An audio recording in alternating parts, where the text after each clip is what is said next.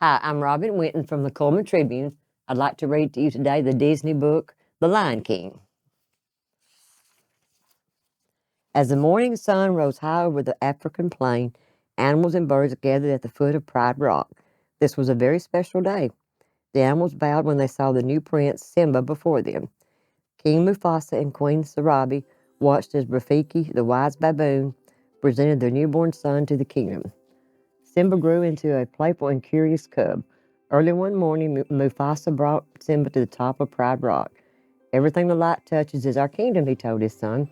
"One day, Simba, the sun will set on my time here and will rise with you as the new king. We are all connected in the great circle of life." Later that day, Simba went to see his Uncle Scar. "My dad just showed me the whole kingdom," the cub bragged, "and I'm going to rule it all." Now, Scar was angry that he was no longer next in line to be king. He was plotting to get rid of this new prince. He asked slyly if Mufasa had shown him what was beyond the northern border. "Well, no," said Simba sadly. "He said I can't go there." "And he's absolutely right," said Scar. "It's far too dangerous. Only the bravest lions go there. An elephant graveyard is no place for a young prince." Simba didn't see his uncle's evil trap. He decided to show his father what a brave cub he could be. Simba set out to find his best friend Nala and go visit the elephant graveyard that very day. He had no idea that Scar had ordered 3 hyenas to go to the elephant graveyard, too, to kill the new prince. Simba raced ahead across the plains, leading Nala to the forbidden place. Eventually, they reached a pile of bones. "It's really creepy," said Nala. Simba was about to explore a skull when he saw Zazu, his father's trusted advisor. Zazu commanded them to leave immediately, saying, "We are all in very real danger." But it was already too late. Nala and Simba were trapped by 3 laughing, drooling hyenas. Simba took a deep breath and tried to roar, but only a squeaky rumble came out. The hyenas laughed even more at that. Simba took another deep breath. Roar! The 3 hyenas looked around into the eyes of King Mufasa. His giant paw struck one of the hyenas as he growled, "If you ever come near my son again." The hyenas fled howling into the mist before he could finish. Mufasa scolded his son on the way home. "You deliberately disobeyed me." "I was just trying to be brave like you," said Simba softly. "Being brave doesn't mean you go looking for trouble," replied Mufasa. The moon shone brightly above them, and the stars twinkled in the dark sky. Mufasa stopped. "Look at the stars. The great kings of the past looked down on us from those stars. So whenever you feel alone, just remember that those kings will always be there to guide you, and so will I." Meanwhile, Scar came up with another plan to get rid of King Mufasa and Simba. Scar led Simba down a steep gorge. Then Scar signaled the hyenas to frighten a herd of wild beasts. The wild beasts stampeded towards Simba. Hearing the thunder of hooves, Mufasa raced to the rescue. "Hold on, Simba," he cried. The king rescued his son, but he could not save himself, for Scar pushed him into the stampede of wild beasts. When the stampede was over, Simba ran to his father's side. "Dad," he whimpered, nuzzling Mufasa's mane. But the king did not reply, and Simba started sobbing.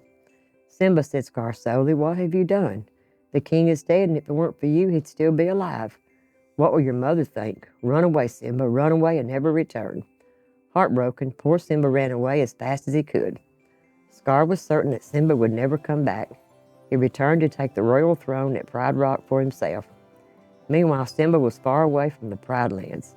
The ground turned dry and cracked beneath him. The hot sun beat down as vultures circled above his head. Exhausted and unable to go any further, Simba slumped to the ground. After a long while, Simba awoke. Everything around him looked different. There were trees and grass and flowers instead of desert. A meerkat named Timon and a warthog named Pumbaa had brought him to their home. "You nearly died," said Pumbaa. "I saved you," added Timon. "Well, Pumbaa helped." "Thanks for your help," said Simba, but he thought, "It doesn't matter. I've got nowhere to go." He began to walk away. "Where are you going?" asked Timon kindly. "Nowhere," said Simba. "Anything we can do?" said Pumbaa. "Not unless you change the past." "You've got to put your past behind you," said Timon. "Repeat after me. Hakuna Matata." "It means no worries," added Pumbaa. Simba decided to stay in the jungle with his new friends. Years passed, and Simba grew into a young lion. He lived a happy, carefree, no-worries life with his friends. But one day something happened that was not a no-worries situation. A fierce lioness was about to spring into Pumbaa, who was stuck under a tree root. "She's going to eat me," squealed Pumbaa. Simba rushed over to help. Simba wrestled with the lioness, but then realized she was his old friend Nala. "You're alive," she said happily. "That means you're the king." Nala told Simba Scar had destroyed the Pride Lands. "Simba, if you don't do something soon, everyone will starve." "I can't go back. You wouldn't understand," said Simba. Nala was disappointed in her friend. "Don't you understand? You're our only hope." Nala turned and left her friend alone. That night, Simba lay by a stream thinking. He heard a noise and looked up. It was Rafiki. "I know who you are," said Rafiki. "You're Mufasa's boy. He's alive, and I'll show him to you. You follow Rafiki. Come on." Simba followed Rafiki and wandered to the edge of the stream. As Simba looked into the water, his reflection changed shape, became his father's. He heard Mufasa's voice from the stars. "Simba, remember who you are.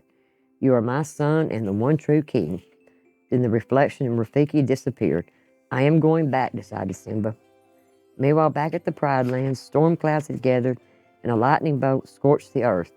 As the dry grasses caught fire, huge flames swept toward Pride Rock, and a lion appeared through the smoke. It was Simba. Scar lunged at Simba, determined to kill him just as he had Mufasa. Timon and Pumbaa joined in the fierce battle that followed as the lioness drove back the hyenas. Simba finally heaved Scar over a cliff. Scar landed to find himself surrounded by drooling hyenas. Simba was victorious. Simba took his rightful place as the Lion King, and once again the land flourished. One dawn, the animals and birds made their way again to the foot of Pride Rock. Rafiki picked up a tiny cub. He showed the new princess, the daughter of King Simba and Queen Nala, to the cheering crowd below. The circle of life would continue.